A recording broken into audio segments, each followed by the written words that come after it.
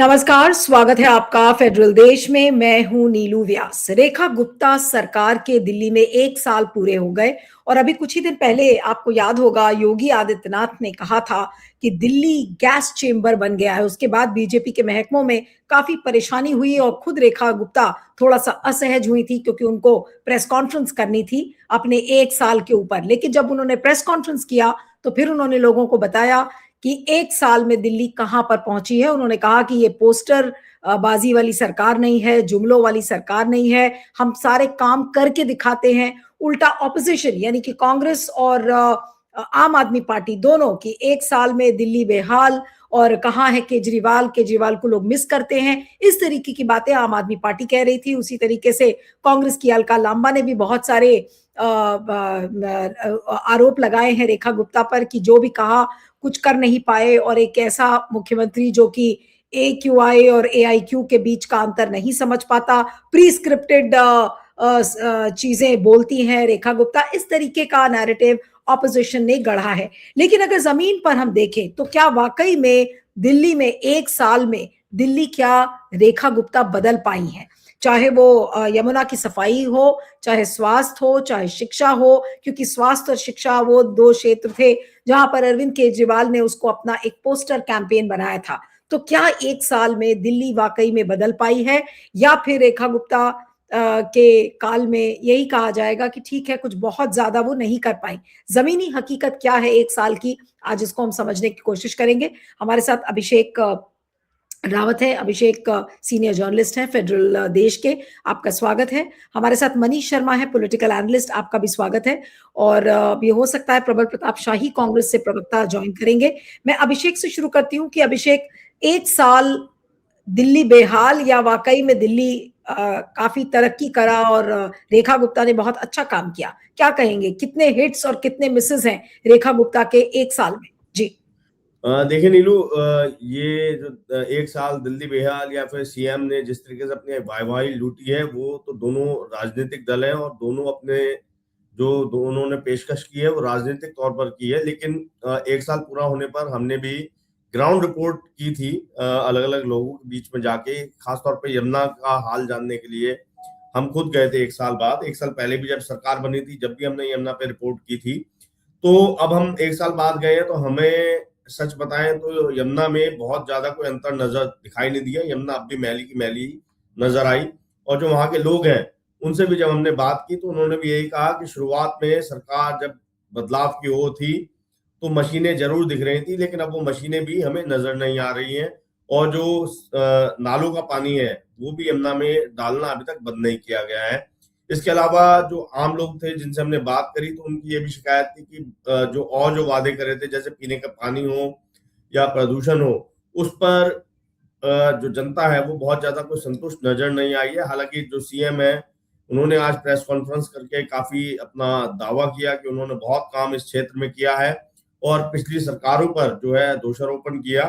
वहीं आम आदमी पार्टी की तरफ से मनीष सिसोदिया ने भी प्रेस कॉन्फ्रेंस की थी और उन्होंने जो है इस 1 साल को फर्जी वाल करार दिया, फर्जीवाड़ा करार दिया। हालांकि 1 साल अगर वैसे आप देखेंगे तो बहुत ज्यादा कोई समय नहीं होता है अपनी कार्य क्षमता दिखाने का, लेकिन फिर भी उसमें आपका एक मंशा जो है, एक इरादा जो है वो स्पष्ट हो जाता है कि हाँ आप किस ओर बढ़ रहे हैं। लेकिन अगर हम ग्राउंड रिपोर्ट की बात करेंगे तो वादे बहुत बड़े बड़े थे जो हमें जमीन पर नजर नहीं आए हैं। अगर आप दिल्ली की सड़कों की बात करेंगे, जैसे पहले 100 दिन में ही एक कीर्तिमान स्थापित करने की बात की थी कि हम दिल्ली की सारी सड़कों को गड्ढा मुक्त कर देंगे और पैचेस भरवाए गए थे। लेकिन हम मुंडका जो गांव है, जो प्रवेश वर्मा का अपना पैतृक गांव है, उसके बिल्कुल नजदीक में राजधानी पार्क मेट्रो स्टेशन है, वहां की हमने जाके ग्राउंड रिपोर्ट की। वहां पे एक नाले का काम जो है रोड से बिल्कुल जुड़ा हुआ है, वो इस तरीके से अभी खुला हुआ छोड़ा हुआ है, उसमें सरिये गड़े हुए हैं। कभी भी कोई बड़ा हादसा जैसे जनकपुरी में हुआ था वहां पे भी हो जाएगा और फिर शायद सरकार उसके बाद जागेगी तो कोई फायदा नहीं होगा। और यमुना में हाल हमने देखा, वहां पे भी नहीं है। लेडीज को जो पेंशन की बात की गई थी या आर्थिक सहायता की, वो अभी तक किसी को मिली नहीं है। गैस सिलेंडर भी अब देखते हैं होली आ रही है। हालांकि सरकार ने ये जरूर कहा है कि जिन महिलाओं के राशन कार्ड हैं उनको जो है कैश 853 रुपए उनके अकाउंट में ट्रांसफर कर दिया जाएगा। लेकिन यहाँ पे भी आप देखेंगे जब चुनावी वादा था तो हर गरीब परिवार को मुफ्त सिलेंडर की बात की गई थी।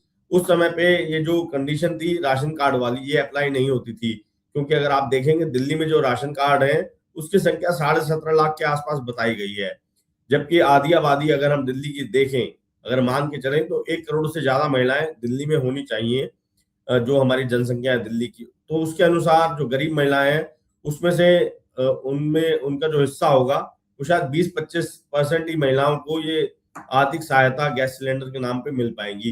तो और जो आरोग्य मंदिर की बात करी तो आप अगर देखेंगे दिल्ली सरकार की जो पहले डिस्पेंसरीज थी उन्हीं के नाम बदलकर उन्हीं पे रंग रोगन करवाकर जो है आरोग्य मंदिर लिखवा दिया गया है। तो मुझे लगता नहीं है कि नाम बदलने से या रंग रोगन से जो हेल्थ में आपने जो काम करने का दावा किया है वो कोई बहुत बड़ा काम कर पाए हैं आप लोग। और जो इन्होंने आयुष्मान कार्ड की बात करी है वो भी अभी तक जो 70 साल और उससे ऊपर की उम्र वाले जो बुजुर्ग हैं उनके लिए ही वो कार्ड है। लेकिन आप अगर देखेंगे तो हर प्राइवेट अस्पताल में वो कार्ड मान्य नहीं होता है, मरीजों को इलाज उस पे उपलब्ध नहीं करवाया जाता। ये बहुत बड़ा चैलेंज है दिल्ली सरकार के सामने कि उसका इम्प्लीमेंटेशन कैसे किया जाए और हम्म। कैसी शिकायतें दिल्ली सरकार को भी मिल रही हैं लेकिन उस पर कोई ठोस कार्रवाई अस्पतालों के खिलाफ अभी तक नहीं की गई है। तो इस तरीके की कमियां अभी तो हैं 1 साल के अंदर, और जिस पर जो है दिल्ली सरकार क्या पूरी आपको तरीके लगा से। अभिषेक, अभिषेक क्या आपको भी लगा कि इस एक साल में वाकई में लोग केजरीवाल को मिस कर रहे थे? और जैसा आम आदमी पार्टी के लोग पोस्टर्स लगा रहे थे कि एक साल में दिल्ली बेहाल, और याद कर रहे हैं लोग लोग केजरीवाल, इस तरीके की फीलिंग क्या आपको लगी कि वाकई में लोग केजरीवाल को मिस कर रहे हैं?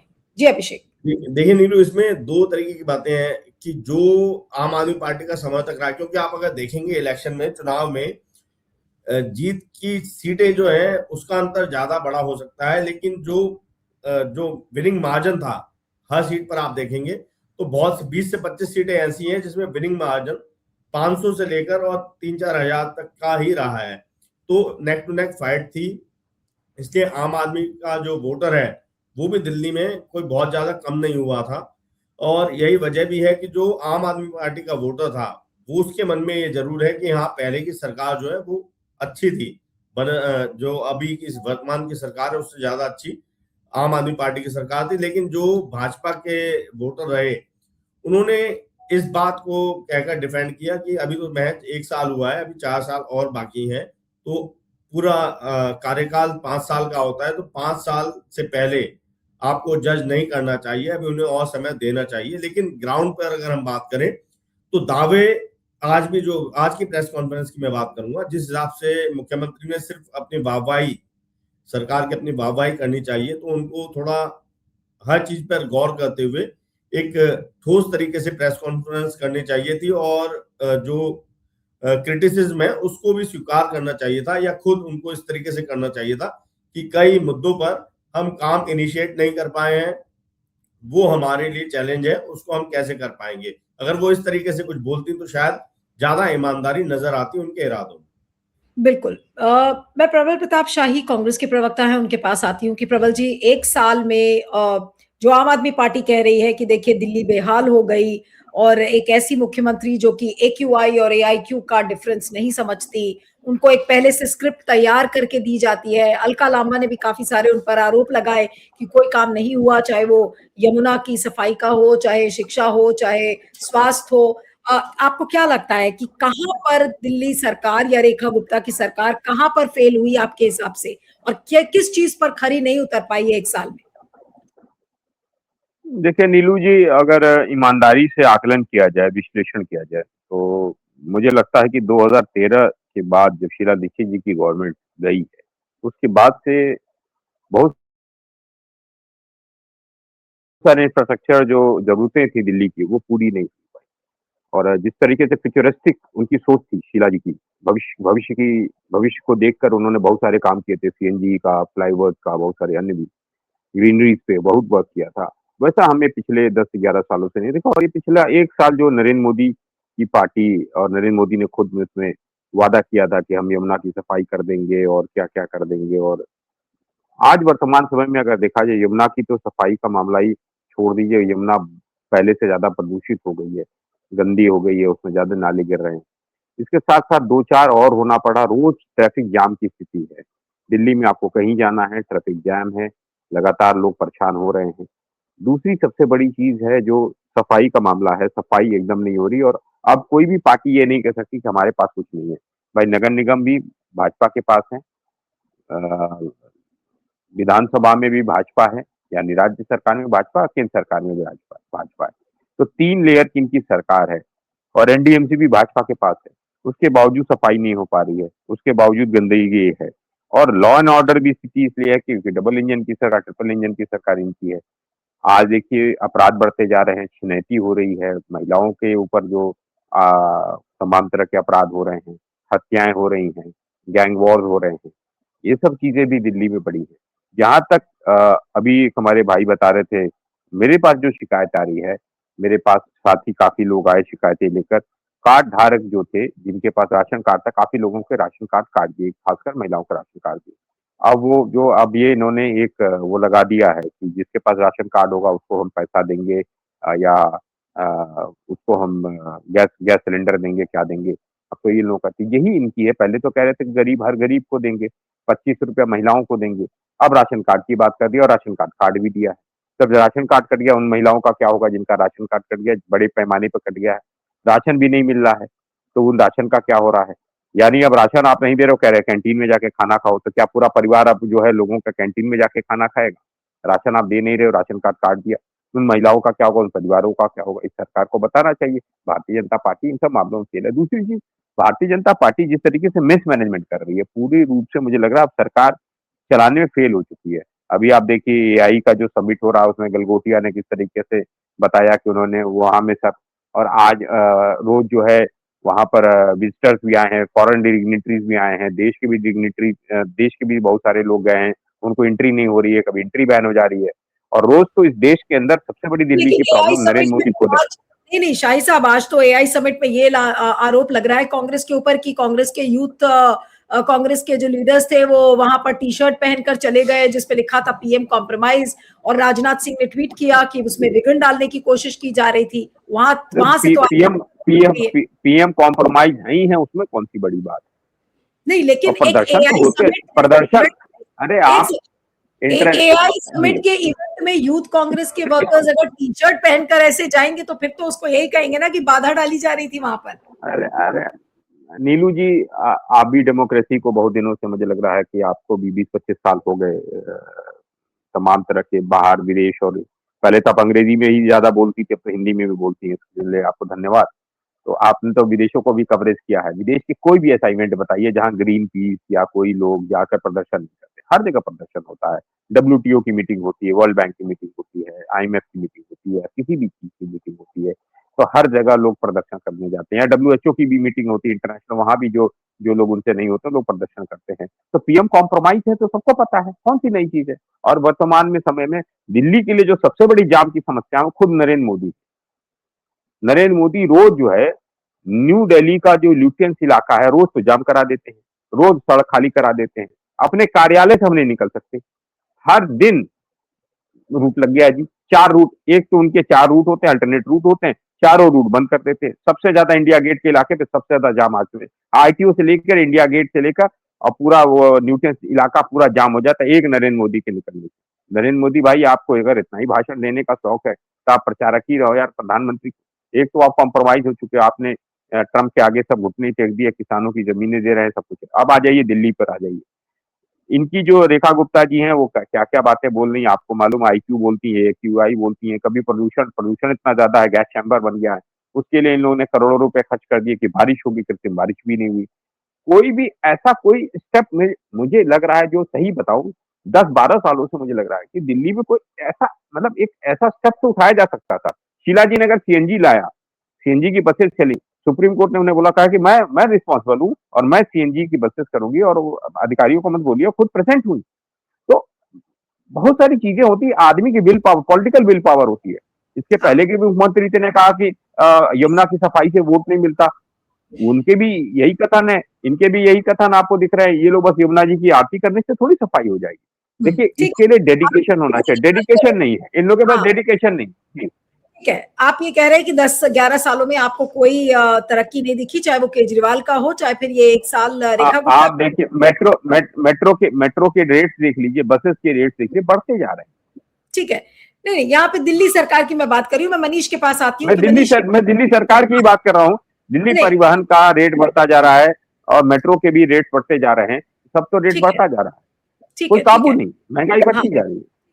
मैं मनीष जी के पास आती हूँ कि मनीष जी, जहां तक यमुना की सफाई का सवाल है, लास्ट ईयर हमने देखा था अभी छठ पर क्या हुआ, वसुदेव घाट में प्रधानमंत्री मोदी भी डुबकी लगाने जा रहे थे, फिर फाइनली ये हुआ, उसमें फिल्टर्ड पानी आ रहा है। आम आदमी पार्टी एक अच्छा नैरेटिव गढ़ने में उस समय तैयार हो गई, लेकिन अभी हाल में हमने देखा था, मुझे अभिषेक अगर मैं गलत बोलूंगी तो प्लीज आप मुझे करेक्ट कर दीजिएगा, क्योंकि आप दिल्ली को ज्यादा क्लोजली फॉलो करते हैं, दिल्ली की राज्य वाली जो राजनीति है। अभी शायद क्रूज, एक जगह मैंने किसी टीवी चैनल पे देखा था कि क्रूज चल रहे हैं यमुना में, तो चल नहीं रहा है, वो स्टार्ट करने की योजना है, क्रूज आ चुका है। अच्छा, और वो क्रूज भी जो है सोनिया विहार में चलाया जाएगा, जहाँ पहले से ही पानी की कभी कोई कमी नहीं रही है।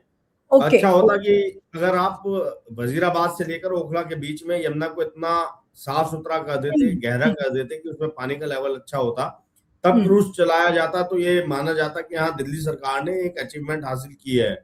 लेकिन आप जहाँ ऑलरेडी पानी की स्थिति बेहतर है पहले से ही, और दिल्ली जल बोर्ड का वाटर ट्रीटमेंट प्लांट भी वहां पे है, और उस जगह पर आप क्रूज चलाकर सिर्फ, मुझे लगता है सिर्फ आप शोशाबाजी करने जा रहे हैं, और ये जताने जा रहे हैं कि हम अपना एक वादा पूरा कर रहे हैं कि हमने यमुना में क्रूज चलाने की जो बात कही थी उसको हमने सच कर दिखाया। लेकिन वो सच आपने उसी जगह करा है जहां पर ऑलरेडी पानी पहले से काफी ज्यादा है, और दिल्ली की सीमा, अगर यमुना में की बात करेंगे तो दिल्ली की सीमा बहुत ज्यादा नहीं रह जाती है, उसमें फिर आगे जाके क्षेत्र जो है यूपी का लग जाता है। यमुना, सिर्फ पानी की बात करूंगा, पानी का जो है एरिया वो फिर लीगली यूपी का कहलाता है।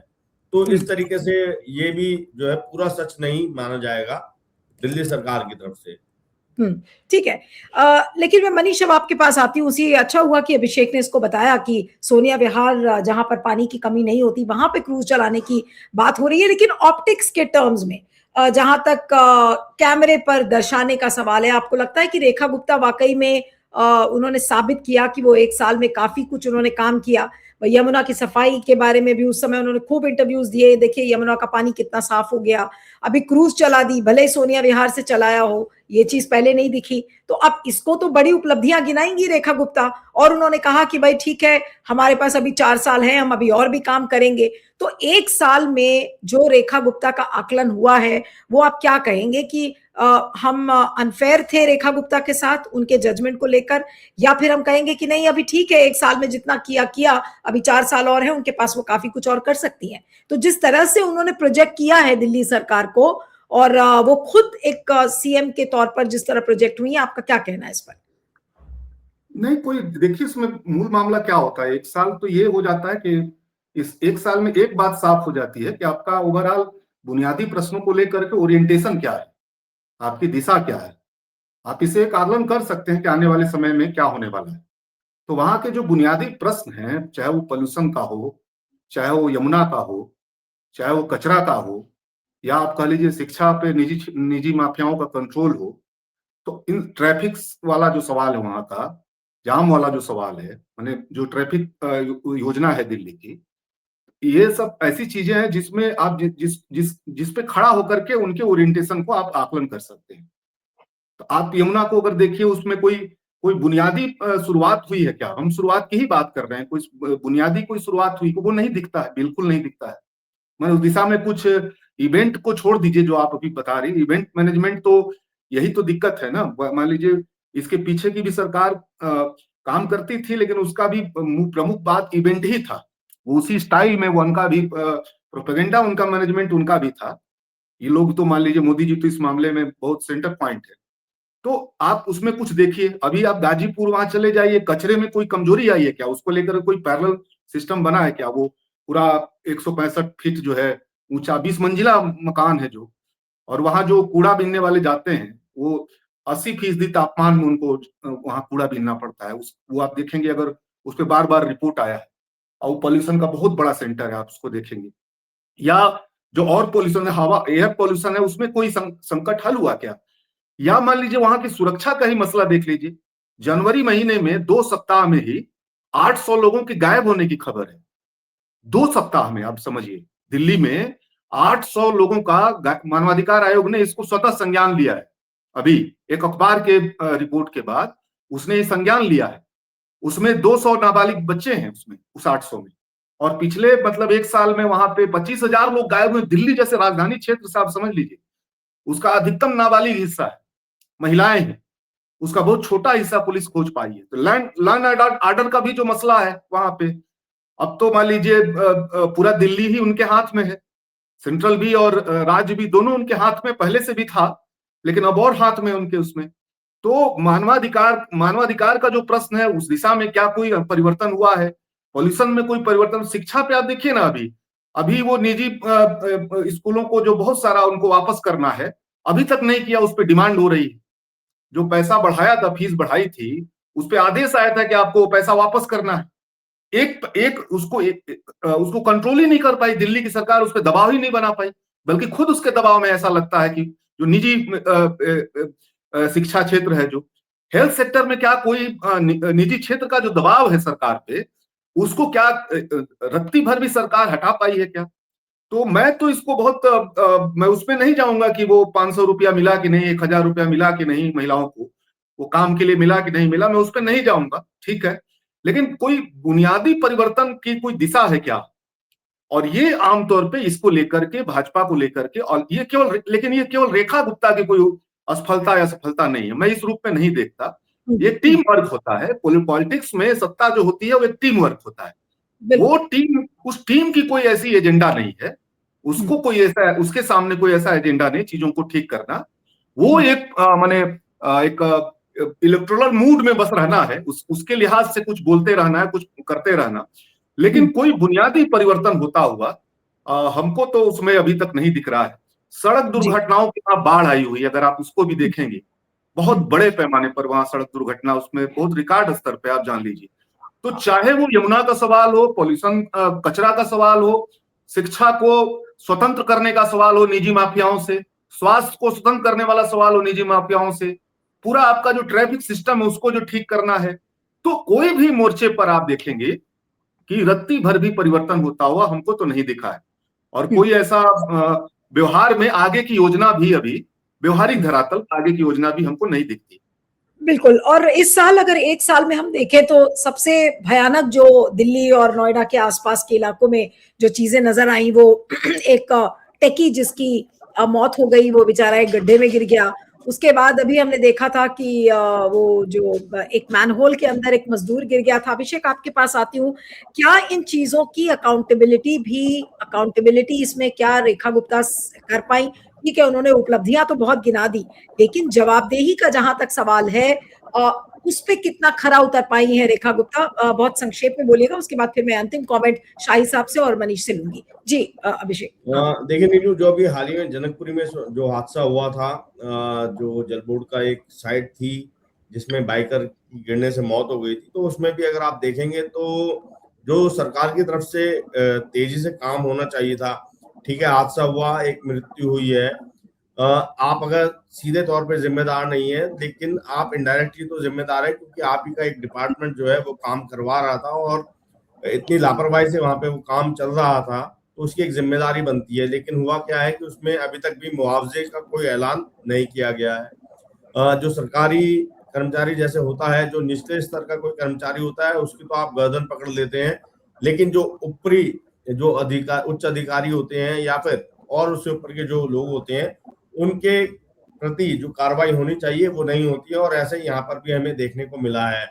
साथ ही साथ आप देखेंगे कि इसमें पुलिस ने भी जो है, दिल्ली पुलिस ने भी, क्योंकि लापरवाही तो दिल्ली पुलिस की भी सामने आई थी, क्योंकि जो फैमिली थी विक्टिम की, वो सीधे सीधे कह रही थी कि हमारे जो है मतलब कोई कॉपरेशन नहीं मिला रात के समय में, और हमें उल्टा बोला जा रहा था कि तुम खुद जाके ट्रेस कर लो, 200 मीटर के दायरा बता दिया गया, ये बता दिया गया, लेकिन कोई पुलिस वाला खुद उठकर नहीं गया उनके साथ उनकी हेल्प करने के लिए। तो ऐसे में दिल्ली पुलिस को भी अपने जो अधिकारी हैं, जो कर्मचारी हैं, इस लापरवाही में जिम्मेदार हैं, उनके प्रति कोई कार्रवाई करनी चाहिए। अभी तक इस बारे में तो कोई जानकारी नहीं दी। एक सब कॉन्ट्रैक्टर पहले अरेस्ट किया गया, फिर एक बेचारा जो दिहाड़ी मजदूर होता है उसको पकड़ लिया गया, गिरफ्तार कर लिया गया। तो कुल मिलाकर अगर आप कहेंगे तो लीपापोती ही पूरे प्रकरण में होती आई है। जो एक जिम्मेदारी होनी चाहिए थी दिल्ली सरकार की, वो पूरी तरीके से जिम्मेदारी निभाई नहीं गई है। दिल्ली सरकार ने भी इस पर बस लीपापोती की, और उसमें भी इसलिए क्योंकि आम आदमी पार्टी का आप अगर चरित्र देखेंगे तो वो शुरुआत से जो है प्रदर्शन पर बिलीव करते आए हैं, और अब भी विपक्ष में वो एक अच्छा विपक्ष का जो रोल है वो अदा कर रहे हैं, जो मजबूर कर देता है समय समय पर दिल्ली में भाजपा सरकार को कि वो अपनी जिम्मेदारी के प्रति सजग हों और जनता के सामने आकर कोई जवाब दें। तो इसलिए मैं कहूंगा कि आम आदमी पार्टी भी एक बहुत बड़ा कारण है जो समय समय पर दिल्ली की भाजपा सरकार को जनता के सामने आकर अपनी बात को उनको रखना पड़ता है, जनता के हित की बात करनी पड़ती है। जी शाही साहब, अंत में बहुत संक्षेप में कमेंट, और उसके बाद फिर मैं मनीष से लास्ट कमेंट लूंगी। क्या कहेंगे रेखा गुप्ता के 1 साल पर? बहुत संक्षेप में, बहुत संक्षेप में। देखिए, रेखा गुप्ता के बारे में गैस चैम्बर जो बना है दिल्ली, उसके बारे में हम लोग क्या कहें। उन्हीं की पार्टी के एक मुख्यमंत्री योगी आदित्यनाथ ने खुद बोला है कि दिल्ली गैस चैम्बर बन गया है। तो खुद आकलन उनकी पार्टी के लोग कर रहे हैं, कह रहे हैं आग जलता है हम लोग जब दिल्ली जाते हैं, तो उन्होंने तो खुद बताया है। तो अपने ही लोगों से चलिए हम लोग की बात ना माने, अपने ही मुख्यमंत्री की बात मान लें, योगी आदित्यनाथ की बात मान लें। और भी चीजें हुई हैं। मैं एक चीज और आपको बताना चाह रहा हूँ कि जब दिल्ली पुलिस की पूरी पुलिस जो है प्रधानमंत्री की सुरक्षा में ही लगी रहेगी, लगातार वो हर दूसरे दिन तो उनको भाषण देना है, दिल्ली को लगातार वो जाम करते हैं, तो बाकी सब जगह पे दिल्ली पुलिस क्या काम करेगी? जब दिल्ली पुलिस के हजारों की संख्या में पुलिस वाले बेचारे बस रूट लगाने में लगेंगे, तो बाकी जनता के लिए कहाँ वो जाम छुड़वाएंगे, कहाँ वो बाकी जगह जाएंगे? तो सवाल ये है कि प्रधानमंत्री को भी अपने आप को, वैसे तो उनको इस्तीफा दे देना चाहिए, जैसे उनका नाम आया है उसमें एक्टिंग फाइल में, और ब्रिटेन के राजकुमार का को हटा भी दिया गया और उनकी गिरफ्तारी भी हो गई। हरदीप पुरी और नरेंद्र मोदी का तो इस्तीफा होना चाहिए, इन दोनों लोगों का इस्तीफा हो जाना चाहिए। लेकिन अब इन लोगों के पर नैतिकता का अगर होगा तकाजा तब तो करेंगे। और जहां तक ये है रेखा गुप्ता जी, ये लोग काम नहीं कर सकते, ये लोग बैकवर्ड लुकिंग है। आरएसएस की पूरी है 16वीं शताब्दी में क्या हुआ, 14वीं शताब्दी में क्या हुआ, और हनुमान जी कहाँ उड़े, यही सब बताते रहते हैं। और किसने क्या किया, किसने क्या किया, पूरे शिक्षा नीति को खत्म कर दिया है। विश्वविद्यालयों में आरएसएस के लोग घुस गए हैं, दिल्ली विश्वविद्यालयों में सेल्फी विद, कहीं पीएम का आपने देखा सेल्फी पॉइंट? इसके पहले पीएम नहीं होते थे क्या? हम लोग भी विश्वविद्यालयों में पढ़े हैं, कहीं सेल्फी पॉइंट होता था क्या पीएम के साथ, या पीएम की फोटोज लगी रहे? नहीं होता था। ये तो काम 1 रुपए के करते हैं, 1000 रुपया लगाते हैं उसका प्रचार करने के लिए है सरकार। ये लोग जितनी जल्दी देश से चले जाएं, दिल्ली से चले जाएं, उतनी जल्दी मुक्ति हो जाएगी। और जब शीला दीक्षित जैसे फ्यूचरिस्टिक प्रधान मुख्यमंत्री आएंगे तभी हो पाएगा। जी भाई साहब, आपकी भले ही मंशा हो कि जल्द से जल्द चले जाए, लेकिन 4 साल तो इनको मुक्ति नहीं मिलने वाली है दिल्ली में। अभी तो रेखा गुप्ता 4 साल रहेंगी। आपकी पार्टी भी तो कुछ करे ना। मैं मनीष के पास आती हूँ। मनीष, अंत में क्या कहेंगे रेखा गुप्ता के 1 साल पर? जी जी हाँ। नहीं, देखिए रेखा गुप्ता कुछ वहां बदलाव लाने के लिए नहीं लाई गई थी। अगर बीजेपी की राजनीति को आप देखेंगे तो रेखा गुप्ता को तो बेसिकली एक खास समुदाय को टारगेट करके, खास समुदाय को जो बीजेपी से थोड़ा दूर हो रहा था दिल्ली में, वो केजरीवाल खास समुदाय से आते थे, उस खास समुदाय से उसको शिफ्ट करना था उस दौर में। तो एक खास तरह का मुख्यमंत्री लाया गया, वो काम करने के लिए नहीं लाया गया, एक सोशल बेस को एड्रेस करने के लिए लाया गया है। उसको वो एड्रेस कर रही है, उस मामले में उनकी सफलता है। और जिस चीज का हम लोग उम्मीद कर रहे हैं उसके लिए नहीं लाई गई। जी जी, चलिए इस चर्चा को खत्म करते हैं। आप दोनों का बहुत बहुत शुक्रिया। Manish, Abhishek, thank you so much for joining.